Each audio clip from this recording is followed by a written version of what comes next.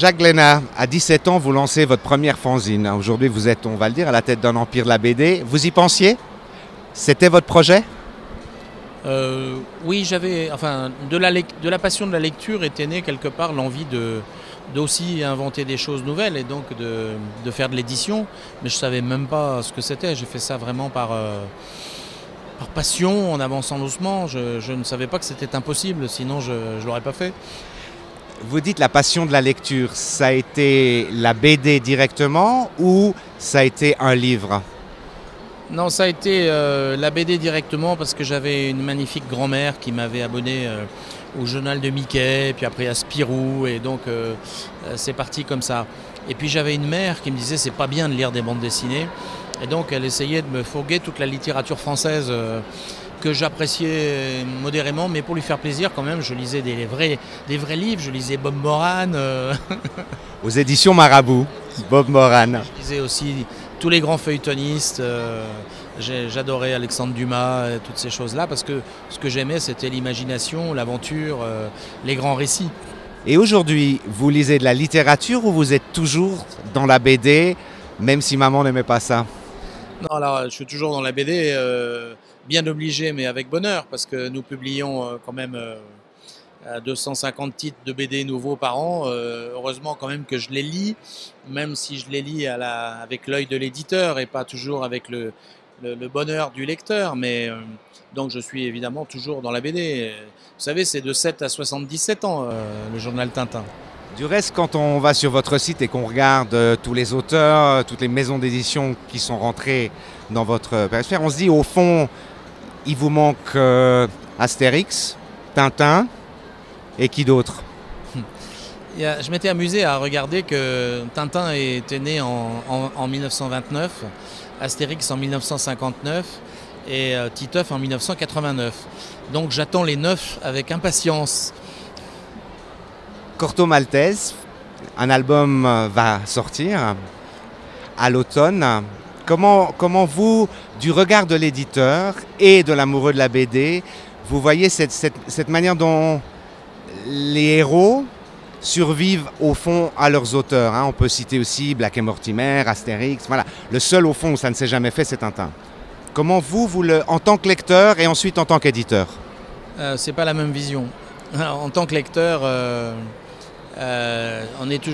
quand on connaît bien une série, un auteur, qu'on le respecte, on est toujours un peu choqué de voir que la série est reprise, pas forcément par des gens qui vous plaisent, qui peut-être vont légèrement ou carrément trahir la pensée de l'auteur. Ça manque parfois un peu de respect.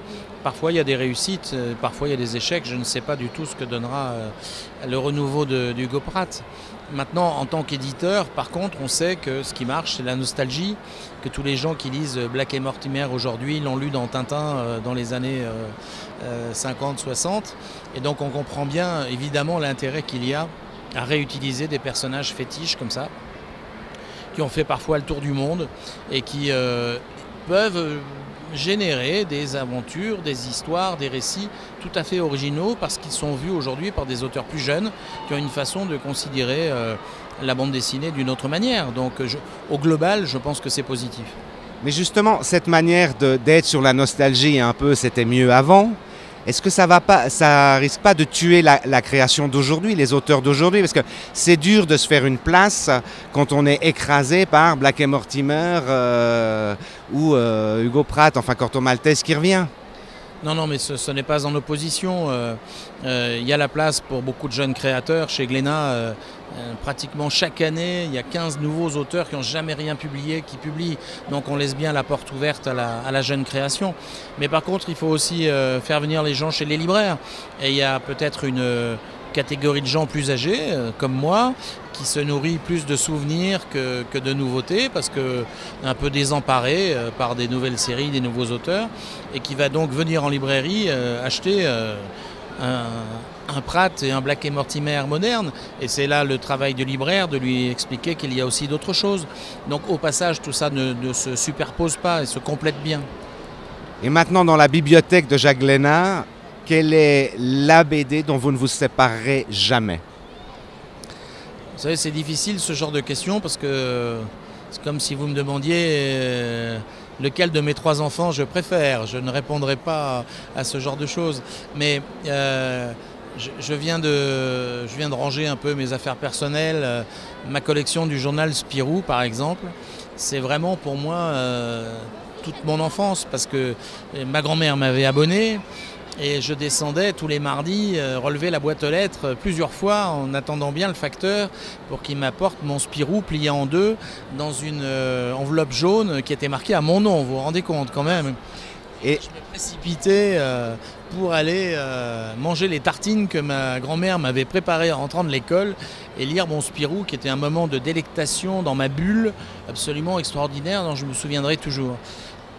L'autre question impossible et peut-être plus difficile, c'est au fond, parmi tous les chefs-d'œuvre de la BD, quel est celui que vous avez jamais réussi à lire ou vraiment il vous tombe des mains? Rien ne me tombe des mains parce que j'ai toujours un œil à la fois... Ça pourrait tomber mes mains de lecteur, mais de mes mains d'éditeur, je vais au bout pour comprendre... Pourquoi ça serait bien, pourquoi je dois regretter de ne pas l'avoir publié, ou être jaloux de ne pas l'avoir fait, ou me dire qu'est-ce que j'ai bien fait de ne pas le publier. Donc rien ne me tombe des mains dans la BD. La seule chose avec laquelle j'ai un petit peu de mal maintenant, c'est avec le manga japonais, parce qu'il y en a beaucoup et que ça me sature un petit peu les yeux.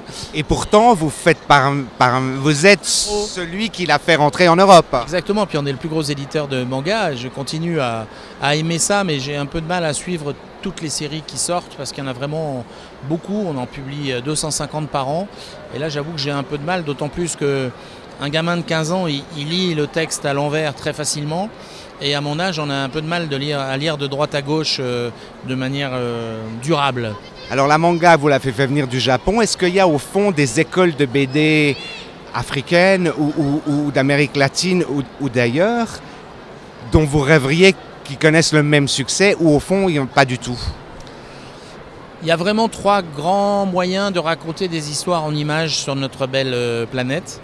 Il y a la bande dessinée, on va dire franco-belge, qui est née en Belgique, dans les abbayes. C'était un moyen d'éduquer la jeunesse. C'était donc un caractère quand même fondamentalement religieux.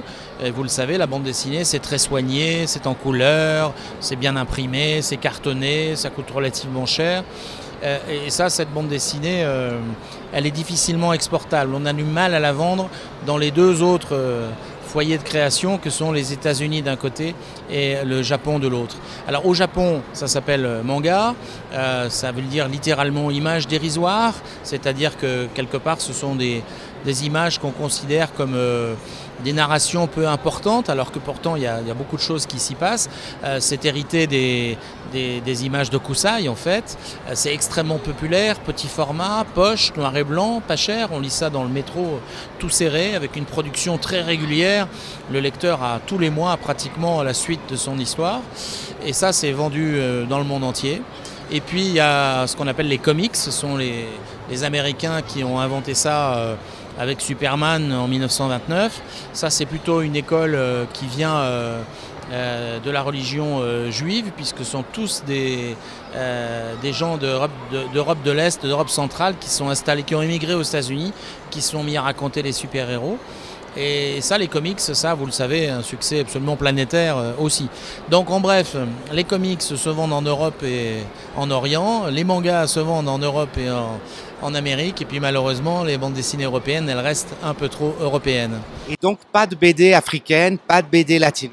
Non, il n'y a pas de culture de la lecture en Afrique, c'est la tradition orale, donc ça n'existe pas. Par contre, il y a beaucoup d'auteurs qui sont venus d'Amérique du Sud. On parlait de Hugo Pratt, mais il y en a beaucoup d'autres, les Breccia.